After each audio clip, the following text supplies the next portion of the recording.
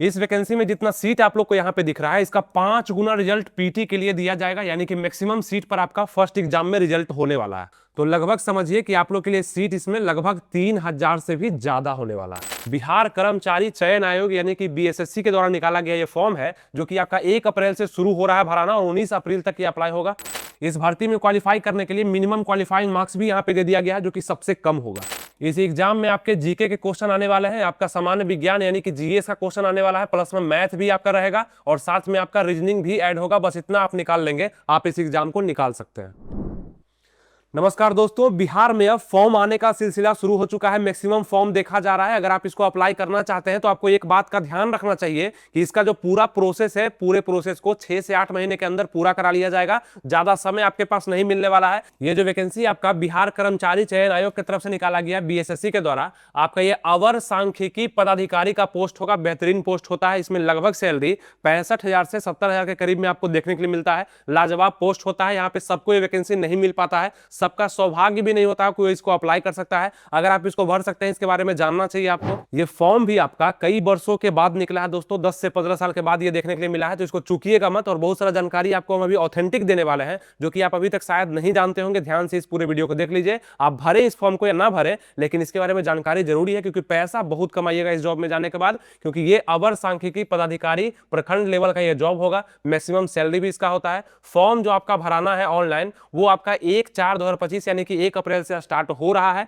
ये ध्यान रखिएगा। और 19 अप्रैल तक लास्ट डेट दिया गया है, मतलब इसी बीच आप फॉर्म को भर पाएंगे और इसके बाद नहीं। लेकिन हमें ऐसा लगता है कि डेट इसको बढ़ाना चाहिए, क्योंकि बहुत कम समय दिया है और बढ़ भी सकता है। ठीक है, अब यहां बात करेंगे इस फॉर्म को भरने में कितना पैसा लगेगा। अगर आप जनरल कैंडिडेट हैं, बीसी है, ईबीसी है, अगर मेल कैंडिडेट है, तो आपको 540 रुपया इस फॉर्म को भरने में लगने वाला है। कौन सा फॉर्म? तो आपका सांख्यिकी पदाधिकारी का जो फॉर्म है, आपका इसको भरने में 540 रुपया लगने वाला है। और एससी एसटी अगर बिहार डोमिसाइल से आप हैं तो 135 रुपया ही लगेगा। अदर स्टेट के लोग भी इसको भर पाएंगे, लेकिन वो जनरल में ही काउंट होंगे, तो उनको 540 रुपया ही लगने वाला है। ठीक है, और ऑल कैटेगरी अगर पीएच कैंडिडेट हैं, आप दिव्यांग कोटि से हैं, तो आपका 135 रुपया ही लगने वाला है, जो कि सेम ही है। आपका ऑल कैटेगरी फीमेल है, आप बिहार का डोमिसाइल है आपके पास, तो आपको भी 135 रुपया ही लगने वाला है। डोमिसाइल यानी कि आपका बिहार का निवास प्रमाण पत्र अगर आपके पास है, या आप बिहार के निवासी हैं, तो आपको इतना ही लगेगा। लेकिन अगर अदर स्टेट के आप मेल फीमेल या किसी भी कैटेगरी से हैं, तो आप बिहार में जनरल रूप में काउंट किए जाएंगे, तो 540 रुपया लग जाएगा। ठीक है, अब यहां देखेंगे all category from other state male का दिया गया है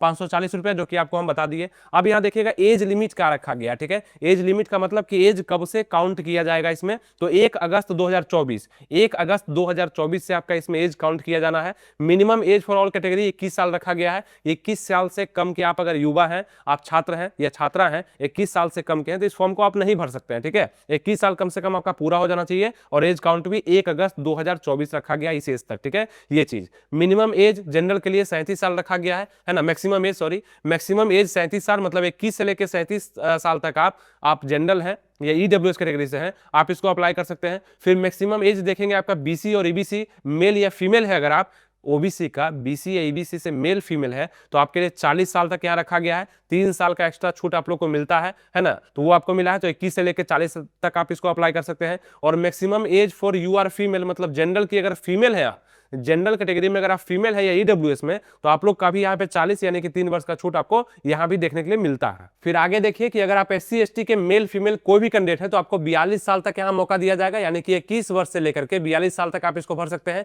maximum age all category pH candidate, यानी कि जितने भी दिव्यांग कैटेगरी के लोग हैं, उनके लिए 10 साल का छूट अलग अलग कैटेगरी में भी दिया जाता है। मतलब आप जिस भी कैटेगरी के पीएच कैंडिडेट हैं, उन सभी में आपको 10 साल का एक्स्ट्रा छूट मिल जाएगा। जैसे कि आप एससी एसटी में मतलब पीएच है, तो आपको 42 की जगह 52 तक यहाँ पे मौका मिल सकता है। ठीक है, ये चीज। टोटल पोस्ट का संख्या 682 है, लेकिन ये समझना नहीं है आपको, क्योंकि फर्स्ट बार जो पीटी का रिजल्ट दिया जाएगा, इसका 5 गुना दिया जाना है। तो लगभग आप समझ के चलिए कि 3000 से ज्यादा, लगभग 3400-3500 सीट यहाँ पे होगा, जिसमें आपका रिजल्ट आना है। इसलिए तैयारी इस अनुसार से करना है कि एक सीट आपको लेना है और अच्छे से इस वैकेंसी का तैयारी करना है। क्या कैसे करना है, अगर आप चाहते हैं तो इस वीडियो को एक बार लाइक जरूर कर दीजिएगा और नीचे कमेंट भी आप कर सकते हैं। जितना भी डिटेल होगा इससे लेकर के, वो सब चीज आपको हम ऑथेंटिक देंगे और आपको तैयारी करने में भी मजा आने वाला है। ठीक है। ठीक है। अब यहाँ देखेंगे मिनिमम क्वालिफाइंग मार्क्स, क्योंकि इसमें पीटी भी होना है और मेंस भी होना है, ठीक है। लेकिन यहाँ पे category wise minimum qualifying marks का चर्चा किया गया है, जो कि जनरल के लिए मात्र 40% नंबर लाइएगा आपको पास कर दिया जाएगा। बीसी कैटेगरी के लिए 36.5% का यहाँ पे जिक्र किया गया है।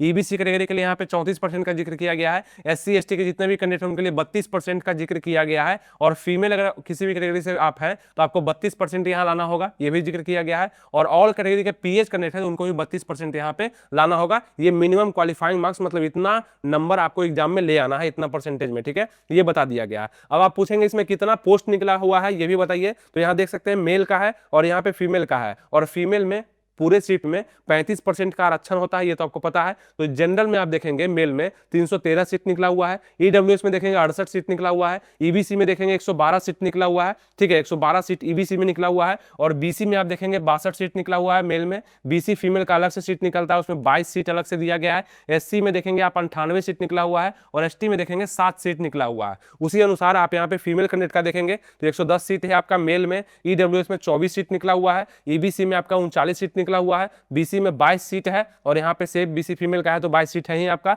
और एससी में आप देखेंगे 34 है और एसटी में 2 सीट निकला हुआ है। इस प्रकार से आप अपने अपने कैटेगरी में फॉर्म भर सकते हैं और इसमें सिलेक्शन भी ले सकते हैं। अब यहाँ पे समझ लीजिए आप योग्यता को कि क्या योग्यता आपका होना चाहिए, यानी कि आपका बैचलर डिग्री पूरा होना चाहिए, यानी कि आप अगर बीएससी पास कर लिए हैं, बीकॉम पास कर लिए हैं या बीए कर चुके हैं, कुछ भी किए हैं, अगर आपके सब्जेक्ट में इकोनॉमिक्स, मैथ और स्टैटिक्स कुछ भी इंक्लूड है, ये चाहे आपका ऑनर्स पेपर हो चाहे सब्सिडरी भी अगर आपका होगा, इस फॉर्म को आप भर सकते हैं। ग्रेजुएशन लेवल पर ये पोस्ट निकला हुआ है। जितने भी छात्र या छात्राएं ग्रेजुएशन कर चुकी है वो जरूर एक बार अपना डिग्री चेक करेंगे जाकर के कि आपके डिग्री में क्या सब्सिडरी में या ऑनर्स पेपर में इकोनॉमिक्स, मैथ या स्टैटिक्स इंक्लूड है कि नहीं। क्योंकि आपको तो पता है बिहार में ग्रेजुएशन चोरी से ही पास किया जाता है। मैक्सिमम लोग का जो यूनिवर्सिटी होता है, चाहे जिस कॉलेज में आप लोग एग्जाम देते हैं, बिना गेस्ट पेपर के कोई काम चलता नहीं है। तो हो सके कि आपको याद ना हो कि आपका सब्सिडरी या ऑनर्स पेपर क्या है, तो एक बार सर्टिफिकेट को आप लोग जरूर देख लीजिएगा, अपना मार्कशीट को एक बार चेक कर लीजिएगा। अब ये रहा दोस्तों आप लोग का ऑफिशियल नोटिस, जो कि आप लोग सोच रहे होंगे कि ऑफिशियल नोटिस कहाँ है, तो ये है आपका, जहां पे आप देख सकते हैं कि आपका फॉर्म अप्लाई का डेट भी दिया गया है 1/4/2025 से 19/4/2025, जो कि आपको बाद में बढ़ते हुए भी नजर आने वाला है, ठीक है। यहाँ पे अवर सांख्यिकी पदाधिकारी, प्रखंड सांख्यिकी पदाधिकारी के पद पर नियुक्ति हेतु विज्ञापन प्रारूप है। अब इसमें क्या क्या जरूरी है वो सब आपको हम बता देते हैं। सभी पूर्ण नोटिफिकेशन को पढ़ना आपके लिए जरूरी नहीं है, जो आपके लिए जरूरी है, जो हो सकता है अभी तक नहीं जानते होंगे, वो आपको हम समझा देते हैं। सबसे पहले आप अपना वेबसाइट याद रखिएगा, जहां पे जाकर के आप फॉर्म भी भर सकते हैं। कोई नया नोटिस आएगा वो भी आपके पास मिल जाएगा। ये आपका bssc.bihar.gov.in है, इसी के तहत ये वैकेंसी निकाली गई है। ये अप्लाई भी होगी और कोई भी नोटिस इसमें एडमिट कार्ड का आता है, चाहे किसी भी तरह का नोटिस देना होगा, आयोग इसी वेबसाइट पे आपका देने वाला है। अब समझिए अपना पद नाम, वेतनमान और योग्यता क्या आपका है, थोड़ा क्लियरली यहाँ पे बताया गया है। जैसे कि आपका जो पोस्ट होगा जिस पर आप ड्यूटी करेंगे, आपका जो नाम दिया जाएगा कि अवर सांख्यिकी पदाधिकारी के रूप में आप यहाँ पे चयनित होंगे, जो कि प्रखंड स्तर पे होगा, जिसमें सांख्यिकी पदाधिकारी का पोस्ट आपका होने वाला है। चलिए ये तो जान गए। अब वेतनमान क्या रहेगा, तो वेतन का जो स्तर होगा वो लेवल 7 का जॉब है। ये बहुत ही बेहतरीन जॉब होता है, जिसमें सैलरी कम से कम आप माने तो ये तो मान ही सकते कि 60,000 प्लस तो कोई रोक ही नहीं सकता है। ये एरिया और आपका जहां पे बैठते हैं आप, लोकेशन पे भी डिपेंड करता है। कहीं कहीं 70,000 75,000 तक भी जाता है। और आपको पता है कि ऐसा पोस्ट होता है कि इसमें आपको बहुत मजा भी आता है, कभी प्रेशर आप महसूस नहीं करेंगे। ये सबको जॉब लग भी नहीं सकता है। इसमें करने के लिए आपको बहुत मेहनत करना पड़ेगा, क्योंकि कंपटीशन टफ हो जाएगा। इसलिए टफ होगा क्योंकि मैक्सिमम लोग इसको अप्लाई कर सकते हैं। क्योंकि योग्यता देखिए, यहाँ पे योग्यता जो बताया गया है, शैक्षणिक योग्यता, मान्यता प्राप्त विश्वविद्यालय से अर्थशास्त्र, गणित, सांख्यिकी में किसी एक विषय से स्नातक होना जरूरी है। यानी कि अगर ऑनर्स पेपर आपका ये रहा है अर्थशास्त्र का, है ना, आपका इकोनॉमिक्स का या मैथ का, यहाँ पे स्टैटिक्स का यानी सांख्यिकी का, तो आप भर ही सकते हैं। और साथ में नोट पॉइंट में बता दिया गया है कि पास कोर्स के रूप में उक्त विषय के स्नातक की डिग्री या पूरक विषय यानी कि सब्सिडरी, यानी कि अगर आपका ये मेन भी था, ये सब्सिडरी में भी अगर ये सब्जेक्ट है, फिर भी आप स्नातक में डिग्री प्राप्त अभ्यर्थी भी उक्त पद हेतु योग्य होंगे। यानी कि सब्सिडरी में भी अगर आपका यहाँ पे अर्थशास्त्र, गणित, सांख्यिकी है, फिर भी आप इस पद को आसानी से अप्लाई कर सकते हैं। तो मैक्सिमम फॉर्म इसमें गिरने वाला है, इसका टेंशन आप मत लीजिएगा। लेकिन तैयारी सब कोई इसका नहीं कर पाएगा, क्योंकि यहाँ पे अच्छे ढंग से एग्जाम लिया जाएगा और आप लोग का सिलेक्शन भी कराया जाएगा। फिर यहाँ देखेंगे कुल पद की संख्या कितनी है, कितने पोस्ट पर वैकेंसी निकला है। तो 682 पोस्ट पे वैकेंसी निकला है, जिसमें से 231 सीट आपका फीमेल के लिए रिजर्व है क्योंकि 35% का आरक्षण होता है, और 14 सीट यहाँ पे दिया गया है खास करके स्वतंत्रता सेनानी के पोता पोती नाती नतनी के लिए यहाँ पे 14 सीट दे दिया गया है। ठीक है, ये देख लेंगे आप लोग। और ये कोड जरूर याद रखेंगे, फॉर्म भरते समय ये कोड का इस्तेमाल होगा कि अनारक्षित है अगर आप अगर जनरल कैटेगरी से हैं तो 01 आपका कोड होगा, अनुसूचित जाति से अगर आप है तो 02 है, अनुसूचित जनजाति से 03 है, अत्यंत पिछड़ा वर्ग के लिए 4 है, पिछड़ा वर्ग के लिए 5 है, मतलब आपका ये बीसी हो जाएगा, ये बीसी हो जाएगा, पिछड़ा वर्ग की महिला के लिए 06 है, और आर्थिक रूप से कमजोर ईडब्ल्यूएस वाले के लिए 07 है। इस कोड का इस्तेमाल आप फॉर्म भरते समय कर सकते हैं अपना कैटेगरी जब आप देंगे तब। और आप देख भी सकते हैं कितना पोस्ट किसके लिए निकला हुआ है। सबसे ज्यादा जनरल में सीट है आपका 313 सीट है, उसी प्रकार से महिलाओं के लिए 110 सीट दिया गया है। आप यहाँ पे देख भी सकते हैं, आपको दिख रहा होगा अच्छे से। यहाँ पे आप लोग अपने कैटेगरी वाइज सीट को देख करके तब फॉर्म को भरिएगा। यहाँ आप देख सकते हैं न्यूनतम जो आपका उम्र सीमा रखा गया है वो 21 वर्ष रखा गया है, और ये 21 वर्ष आपका 1 अगस्त 2024 से मैच किया जाएगा ये चीज। और यहाँ पे बता दी आपका कोटि और अधिकतम उम्र सीमा क्या कैसे होने वाला है, ये पहले भी जानकारी दी। और ध्यान रखिएगा आपका जो जन्म तिथि मिलाया जाएगा वो आपके मैट्रिकुलेशन सर्टिफिकेट या मार्कशीट के अनुसार ही मिलाया जाएगा। जिस दिन आप मैट्रिक पास किए हैं, मैट्रिक सर्टिफिकेट पर जो आपका जन्म तिथि है उसी से मैच कराया जाएगा। उल्टा पुल्टा जन्म तिथि नहीं डालना है, तो दिक्कत होगा। ध्यान दीजिएगा, यहाँ लिखा गया है कि अगर आप इस परीक्षा का फॉर्म भरते हैं तो ऑनलाइन आवेदन पत्र भरने वाले अभ्यर्थी को अपनी जाति के अनुसार या उसके अनुरूप आरक्षण कोटि को सही एवं स्पष्ट रूप से भरना होगा। यानी कि आप SC ST हैं तो SC ST में ही आप भरेंगे, आप उसको OBC में नहीं डाल देंगे। EWS है तो OBC में नहीं डाल देंगे, OBC वाले EWS में नहीं डालेंगे, नहीं तो बाद में चलकर दिक्कत होगा, फॉर्म आपका रिजेक्ट हो जाएगा। आपका जो भी कैटेगरी है उसी कैटेगरी में आपको फॉर्म को अप्लाई करना है। ठीक है, अब आगे देखते हैं कि चयन का प्रक्रिया क्या है। तो चयन हेतु अभ्यर्थियों का मेधा सूची निम्न प्रकार तैयार किया जाएगा। सबसे पहले लिखित परीक्षा में प्राप्त अंक की मतलब क्या होगी, तो 75 अंक पर आपका एग्जाम लिया जाएगा, और 25 अंक पे यहाँ देखेंगे कहा गया है कि संविदा के आधार पर कार्य करने वाले, बहुत सारे लोग होंगे ना पहले संविदा पे कार्य कर रहे होंगे, उनको कार्य करने का अनुभव भी होगा, वो सर्टिफिकेट भी आपको लगाना है। जो संविदा पे कहीं कार्य काम कर रहे होंगे वो अगर इस फॉर्म को भरते हैं तो आप लोग लगाइएगा सर्टिफिकेट को। उसके अनुसार आप लोग को यहाँ पे कुछ अंक का छूट भी दिया जाएगा, जो कि आपको किस तरह से यहाँ पे दिया जाएगा देख लीजिएगा, आप यहाँ पे लिखा गया। ठीक है, तो टोटल आपका 100 अंक का एग्जाम होना है, जो कि कुल अंक यहाँ पे दिया गया है। अब यहाँ देखिए दोस्तों, बताया गया है कि आपका जो क्वेश्चन होगा वो आपका ऑब्जेक्टिव टाइप का ही होगा। कुल प्रश्नों की संख्या 150 होगी, मतलब 150 क्वेश्चन पूछा जाएगा। प्रत्येक सही उत्तर के लिए 4 अंक दिए जाएंगे, मतलब एक क्वेश्चन बराबर 4 नंबर आपका होने वाला है। और उसके बाद तथा प्रत्येक गलत उत्तर के लिए 1 अंक कटौती भी होगा। परीक्षा का अवधि 2 घंटा का होने वाला है, नेगेटिव मार्किंग भी आपका, एक गलत उत्तर देंगे तो 1 अंक काटा जाएगा आपका। और परीक्षा का जो अवधि होगा 2 घंटा 15 मिनट का होने वाला है, यानी कि आप देखेंगे 2 घंटा 15 मिनट आपको समय दिया जाएगा। और इसके बाद आपको इस एग्जाम में कितने क्वेश्चन, तो 150 क्वेश्चन मिलने वाले हैं। और उसके बाद यहाँ पे लिखा गया लिखित परीक्षा में भाषा का माध्यम हिंदी और अंग्रेजी होगा, यानी कि जितने भी क्वेश्चन आपके एग्जाम में आएंगे उसका लैंग्वेज हिंदी और अंग्रेजी दोनों होगा। अगर हिंदी एवं अंग्रेजी के प्रश्न पत्र में कोई भिन्नता होती है तो अंग्रेजी के प्रश्न पत्र ही मान्य होंगे। मतलब एक तरफ लिखा गया है सेम क्वेश्चन हिंदी में, सेम क्वेश्चन इंग्लिश में, और अगर दोनों में भिन्नता है मतलब आंसर अलग अलग आ रहा है तो अंग्रेजी वाले जो इंग्लिश वाले क्वेश्चन होंगे उसको मान्यता ज्यादा दिया जाएगा। ये चीज आपको याद रखना है। और यहाँ ये भी कहा गया है कि मेधा सूची में समान प्राप्त होने वाले, मतलब समान अंक अगर आप प्राप्त करते हैं मेधा सूची में, इसका मेरिट लिस्ट में सेम अंक अगर आता है, मतलब एक विद्यार्थी है A एक विद्यार्थी है B और दोनों का नंबर 80-80 आ रहा है, तो आप पूछेंगे किसको सेलेक्ट किया जाएगा। तो ध्यान दीजिएगा, उम्मीदवार की जन्मतिथि के आधार पर अधिक उम्र वाले उम्मीदवार को मेधा क्रम में ऊपर रखा जाएगा।